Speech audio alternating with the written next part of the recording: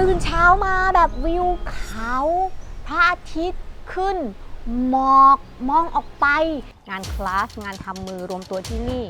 ให้พื้นที่เวิร์กช็อปอยู่ในที่เดียวกันเขาสอนตั้งแต่ต้นเลยเด็ดไม่เด็ดยังไงล่ะเขาได้มิชลินอะที่นี่เป็นร้านพิซซ่าทำเวิร์กช็อปได้อีกฟีลลิ่งแบบเกาหลีเหมือนกันนะ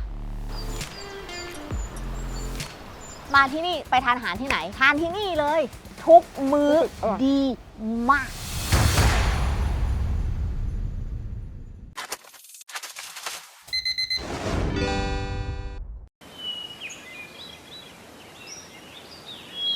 มาเชียงใหม่ในครั้งนี้ตั้งใจจะทำอะไรใช่ไหมคะ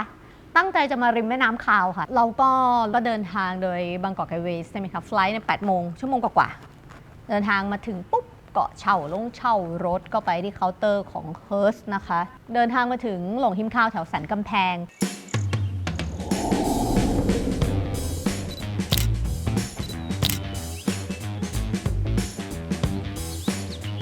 โล่งแปลว่าที่โล่งริมคาวคือแม่น้ำก็คือที่โล่งริมแม่น้ำคาวงานคลาสงานทำมือรวมตัวที่นี่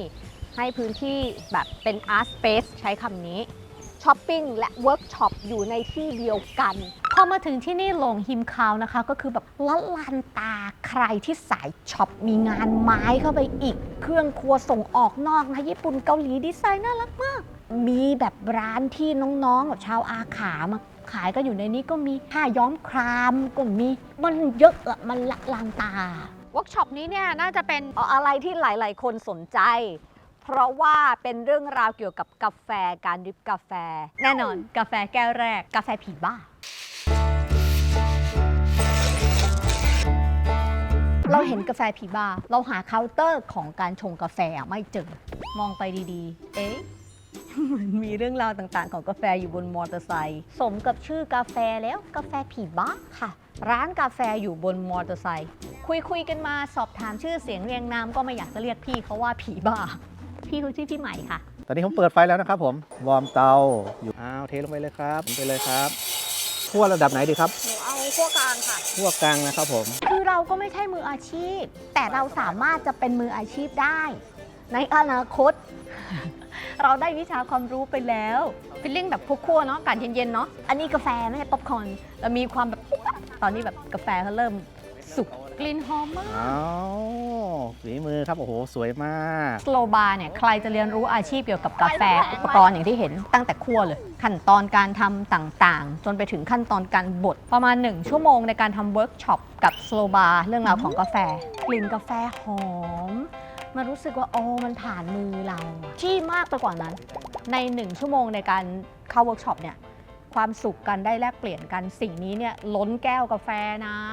จริงๆความสุขจะเป็นยังไงสำหรับกาแฟที่ทำเองต้องมาลองแบบนโตะอย่างนี้นี่แหละช็อปแล้วเวิร์กช็อปด้วยกันแบบนี้เนี่ยรับรองได้เลยว่ามันเป็นรูปหัวใจด้วยครับผมเฮ้ยหนูรู้สึกอิ่มใจสุดๆเลยอะแบบว่าได้กินกาแฟของตัวเองตั้งแต่ต้นยันจบเลยอะพอเรียนรู้เวิร์กช็อปกาแฟก็มาตามด้วยเบเกอรี่ไหมก็มีเค้กส้มทำเวิร์กช็อปได้อีกเขาสอนตั้งแต่ต้นเลยการทำแป้งจนอบต่างๆแล้วโตก็รวบมาเนื้อนุ่มหอมส้มคือวัตถุดิบเขาดีมีความสุขมากนะเราได้รู้ในรายละเอียดของการจะทำเค้กส้มให้เป็นเค้กที่มีคุณภาพที่ดีไม่ยากเพราะว่าครูดีจำแล้วไปฝึกจบ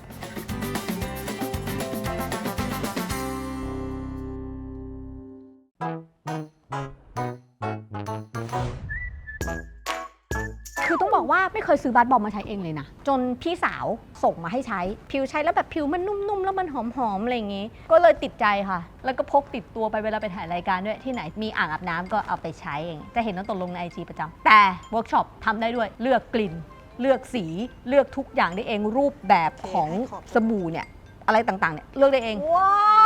วน้องโตเลือกทำ2แบบก็คือจะแบบที่แบบมีกลิ่นหอมอโรมาแช่กับอีกแบบนึงคือแบบบับเบิ้ลไงคือปั๊มออกมาเป็นไดโนเสาร์น่ารักภูมิใจใช่คือเอาเป็นว่าทั้ง2อย่างสุดท้ายออกมาก็ภูมิใจก็ได้บาสบอมเป็นบับเบิ้ลบอมอะไรกลับไปเป็นของตัวเองค่ะ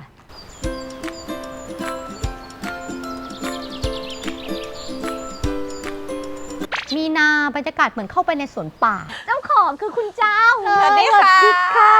ที่นี่สวยมากเลยค่ะ ที่นี่เป็นแบบสวนเก่าแก่โบราณมาก เย็นใช่ไหมคะ เย็นกว่าตรงอื่นเลยในหลงยิมคาวข้างหลังเขามีเป็นเหมือนสนามเด็กเล่นนะของเด็กที่นี่เด็ดไม่เด็ดยังไงแล้วเขาได้มิชลินอะรางวัลบิบโกมองค่ะ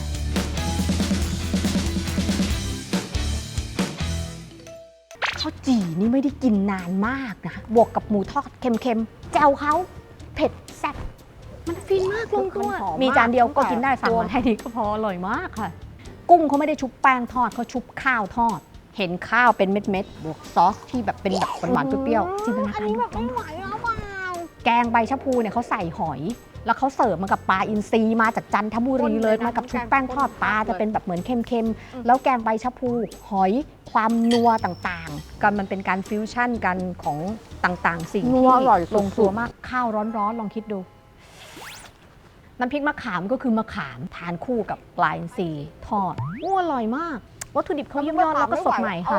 แกงหยวกกล้วยก็ดีมากเมนูนี้เป็นอีกหนึ่งเมนูยอดฮิตค่ะข้าว5 สีนี้ได้เห็นเนี่ยก็จะมีความญี่ปุ่นเป็นออร์แกนิกเป็นข้าวไทยหมดเลยถามว่ารสชาติเป็นไงมันก็คือข้าวเนาะแต่ว่าคุณสมบัติเขาอ่ะในนั้นน่ะโภชนาการนี่เขาเต็มเปี่ยมค่ะเป็นชาค่ะชาไรเบอรี่แล้วมันหอมข้าวแล้วเขามีข้าวไรเบอรี่อยู่ในนั้นจริงๆนะพอดูดขึ้นมาได้จะได้สัมผัสเม็ดข้าวในนั้นเลยจริงๆค่ะส่วนอัญชันก็แน่นอนอร่อยอยู่แล้วเขาปลูกเองนะอัญชันน่ะใครอยากมาเรียนทำอาหารกับเขามีเวิร์กช็อปเช่นกันใครอยากมากินเฉยๆก็มา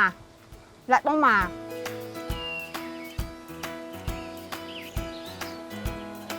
อันนี้เนี่ยไม่นึกไม่ฝันมาก่อนเป็นคนชอบเทียนในร้านเขาก็มีเทียนน่ารักมากก็เป็นเทียนทำมือในรูปแบบต่างๆเวิร์กช็อปมีอีกแล้วโชคดีวันนั้นก็ได้คิวเพราะคิวคนแน่นเลยนะคะก็ที่ลองทำเทียนนะ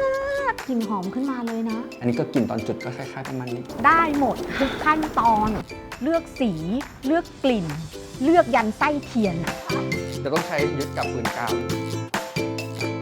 ดีเทลของเขาเช่น เวลาความร้อนปริมาณ ความเหมาะสมต่างๆเนี่ยที่จะให้ลงตัวเราไม่มีทางรู้ได้ด้วยตัวเองเลยนี่มาเรียนรู้จากคุณไอซ์เนี่ยถ้าเราไม่รู้จากคนที่มีประสบการณ์มาแบบนี้ไม่มีทางจะได้เทียนที่มีคุณภาพมาได้เลยคือเทียนเขามีหลายแบบนะคะแอดวานซ์เลยใช้เวลาทั้งวัน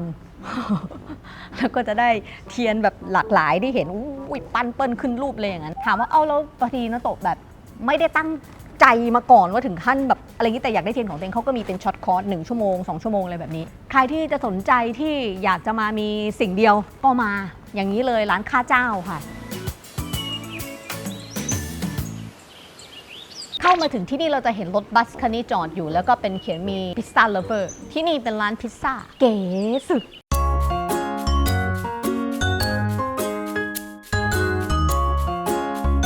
ที่นี่จะแบบให้ create พิซซ่าที่เป็นรูปแบบของตัวเองนวดแป้งนี่ยากนะจะบอกให้คือถ้าไม่รู้เนี่ยเป็น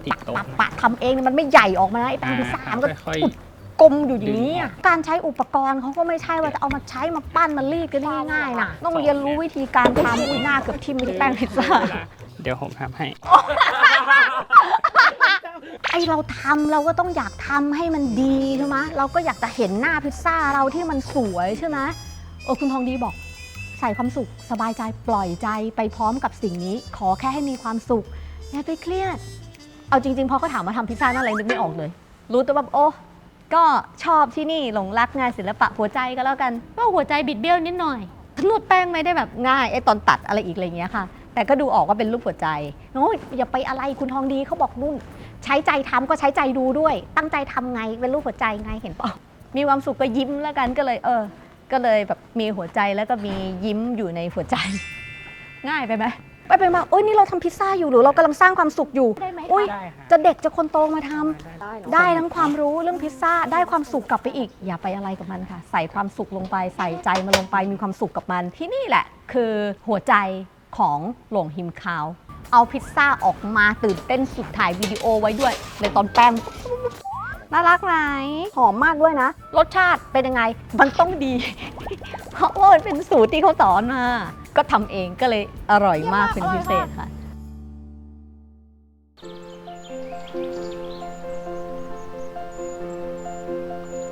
แม่ก็แม่คุ้มค่าตื่นกับจังหวัดเชียงใหม่ถามว่ามาพักที่ไหนจ๊ะณโตะเลือกที่นี่ค่ะพราวภูฟ้าแม่ ริม อุณหภูมิใช่ไหมต่ำสุด 9 องศาน่ะหนาวถือว่าถ้าอยากมาท้าหนาวก็ได้เลยค่ะ พอเข้ามาถึงเราเจอคำว่า Duck Resort แล้วเราก็เจอเป็ดเล่นน้ำอยู่น่ารักมากเล่นลำธารอ่ะคือหนาวอ่ะนี่คือหนาวแทนเลยนะโหนี่แบบพอเดินไประหว่างทางนะธรรมชาติดอกไม้ อากาศคือทุกอย่างอะลงตัวมากต้นคาเฟ่ walk in ได้อยู่ข้างหน้าแล้ว มีขนมมีกาแฟเครื่องดื่มกับบรรยากาศที่แบบยอดเยี่ยม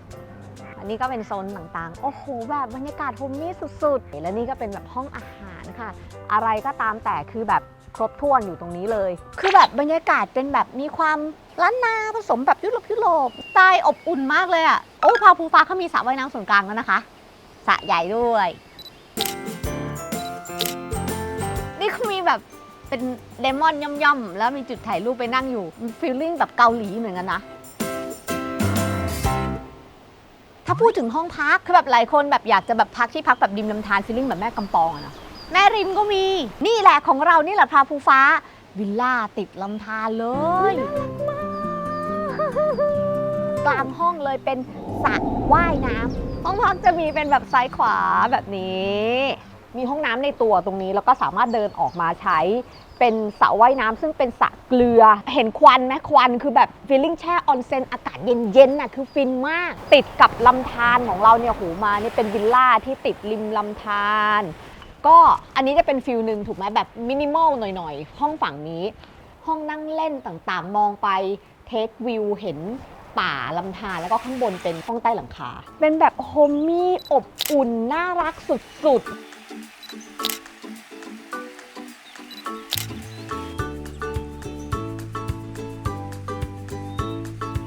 ห้องถัดมานี้มีเป็นบันไดลงไปแล้วก็มีเทอร์เลสย่อมๆนั่งแบบใกล้กับธรรมชาติเลยเตียงเป็นแบบเทพนิยายตรงกลางเขามีเป็นอ่างจากุซซี่นะอากาศเย็นๆแล้วแบบลงไปแช่โอ้ยกลางห้องฟีลลิ่งญี่ปุ่นสุดๆเลยอันนี้วิวลำธารอยากเห็นวิวเขาไหมมีไปดูกัน